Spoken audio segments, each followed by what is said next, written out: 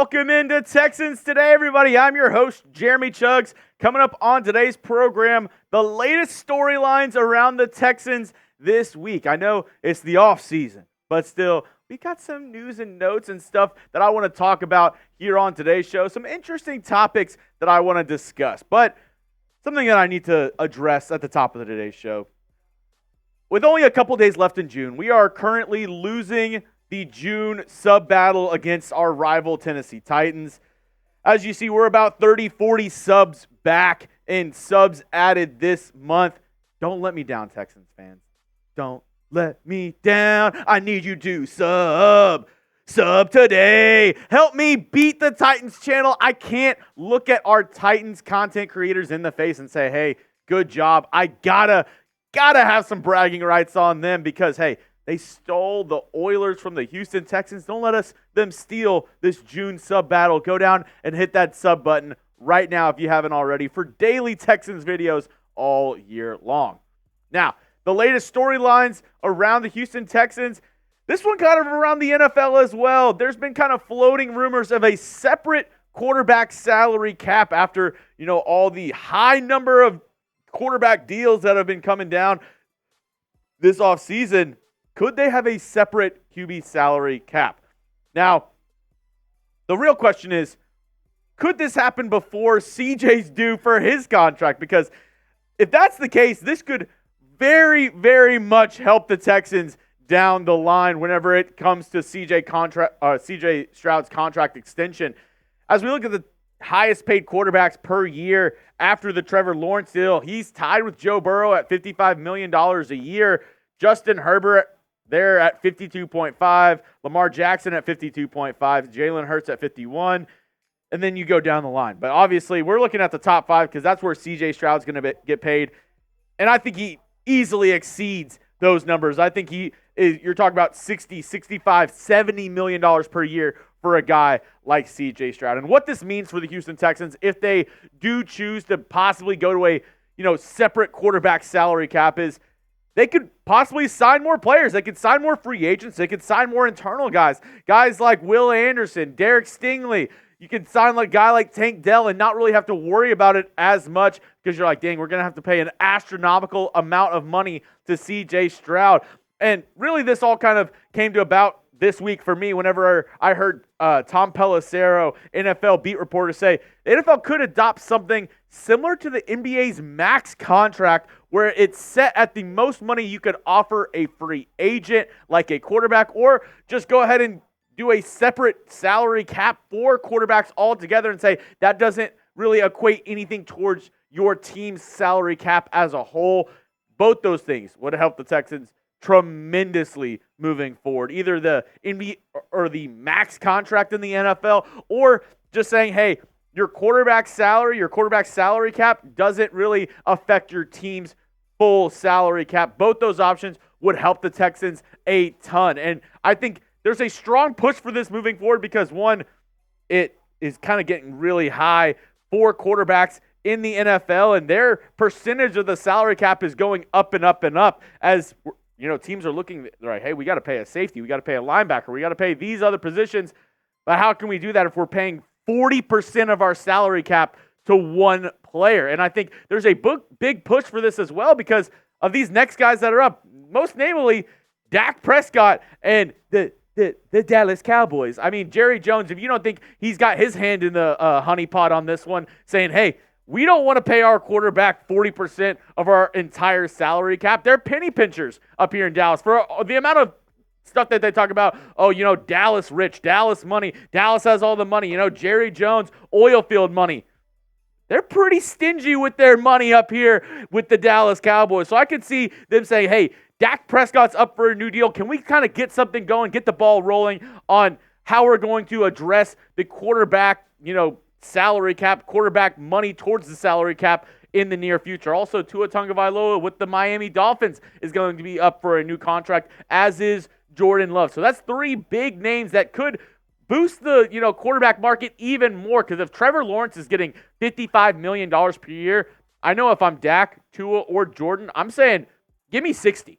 At least we're starting at 58, 59, 60 if I'm Dak, Tua, or Jordan Love, because Personally, I think all three of these quarterbacks are better than Trevor Lawrence. So if you're coming up for a contract and you see a guy like Trevor Lawrence that gets $55 million a year, yeah, I'm going for more than that and possibly even more than that if I'm Dak, Tua, or Jordan Love, and especially C.J. Stroud once his time comes for a new contract. But I asked this on our community page, and I think most people said Jordan Love. So I want to ask you folks who are watching this video, who gets a deal first out of these three quarterbacks who are up for contracts this season? Do you think it's Dak Prescott? Go down and type Dak. Do you think it's Tua? Go down and type Tua. Or if you think it's Jordan Love, go down there and type Love down in the comment section. Who do you think gets a deal first out of these three quarterbacks?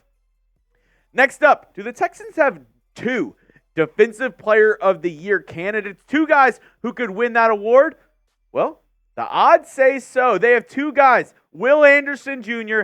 and Danielle Hunter, who are both top 10 in the latest odds for Defensive Player of the Year going into the 2024-2025 season. Now, neither are in the top 5. I think one is 7 and the other one might be 8 or 9, but they're both in the top 10. Here are the top 5 currently. Micah Parsons at plus 550. TJ Watt also at plus 550. Nick Bosa at plus 700, along with Max Crosby and Myles Garrett. They're at plus 800. But right behind them, the next couple guys, Will Anderson, I believe he was the one that was at 7 at plus 2,000. And then Danielle Hunter at 9 at plus 2,500. It's the only team in the NFL that have two guys in the top 10 for current Defensive Player of the Year candidate odds. And I mean, for good reason. We look at the 2023 stats for both these guys. It is going to be a scary duo for the Texans in 2024. Danielle Hunter was one of the league leaders in sacks last year with 16 and a half. Will Anderson, as a rookie, had 7. Both had 22 quarterback hits. Will Anderson only played in 15 games. Danielle Hunter, even at his old age, played in 17 games last year. 23 tackles for loss for Hunter, 10 for Anderson. Both these guys should be a menace to opposing quarterbacks this season. And if Will Anderson Jr. progresses this year into year 2 the way we think he can, I mean, let's not forget, before the draft last year, we can kind of rewind back to the 2022 college football season.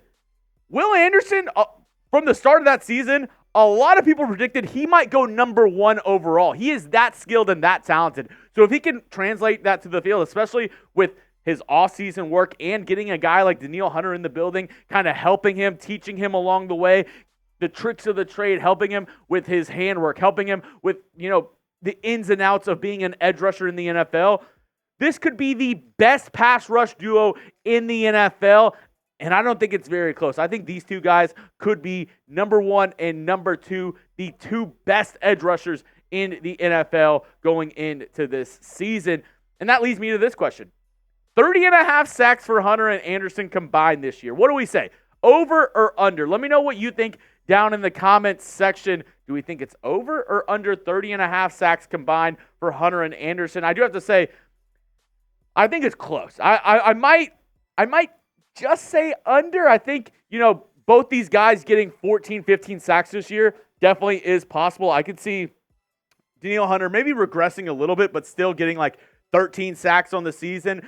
Will Anderson Jr., I could see him anywhere from that 12 to 16 sack range this year. So it's going to be close. But let me know what you think down below. Are we going over or under 30 and a half sacks for this pass rush duo? Now coming up, I have some top Texans to draft for your fantasy team this year. I've had a couple people ask me some fantasy football questions. I know there's some psychos that are getting ready for their drafts at the start of training camp. I always wait till after the last preseason game. Right before week 1 is whenever me and my league draft, just because you never know with injuries and all this stuff going on. So we wait till the last possible moment. But if you're looking ahead to fantasy, I know a lot of people who watch this show also have fantasy teams. I'm going to give you 3 Texans who you should be drafting this year. Before I get into that, though, if you're going to draft a guy, why not get his jersey, especially if it's a brand new Texans jersey? They just revamped all their jerseys going into this year. And if you want to get any of these C.J. Stroud jerseys in the brand new unis, or maybe get a Will Anderson jersey, all available when you go to chatsports.com/Texans jerseys with our friends over at Fanatics. They have Stingley jerseys. They have Tank Dell. They have Stephon Diggs. They have them all available right now. A lot of them might be out of stock right now, so go check out what they have available for you. Once again, chatsports.com/Texans jerseys. That will be available for you in the comment section and description of today's video. Go check it out today. All the Texans jerseys that they have available for you. Now, the third storyline is fantasy players to draft, looking at who you should draft in your fantasy teams that are from the Houston Texans. And the names might surprise you, but here are my top 3 guys you could be drafting.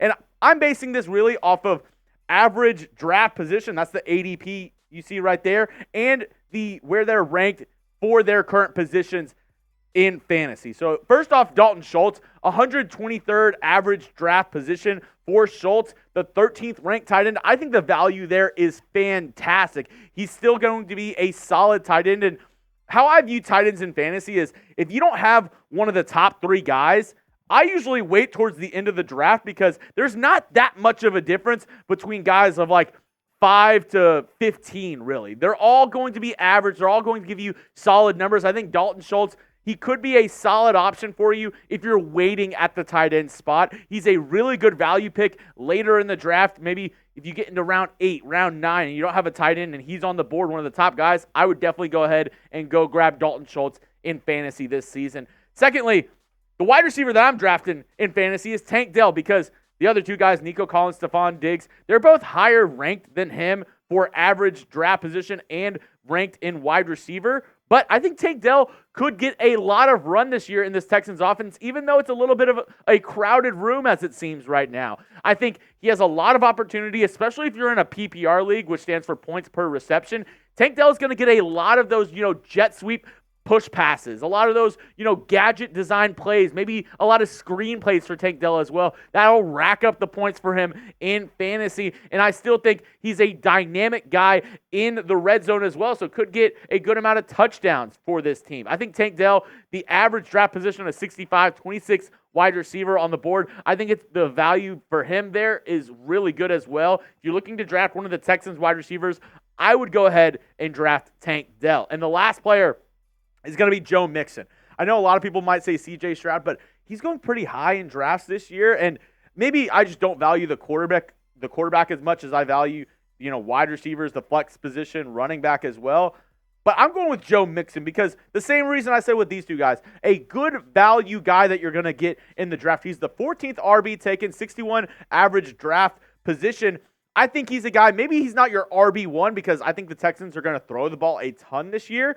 But drafting him as your RB2 or maybe even a guy that you play in the flex, I think Joe Mixon could be a really good option for you and your fantasy team this season. If you're looking at a guy maybe in rounds, 4, 5, 6, 7, if a lot of the running backs are taken off the board already, Joe Mixon could be a very good option for you if you want to draft a running back and you're looking at maybe, hey, I want to draft a Texan. I think Joe Mixon is a good option as well. That's all I have for you on today's show, folks. If you want to talk to me more about fantasy football, more about the Texans, more about anything in general, you know where to find me on social media.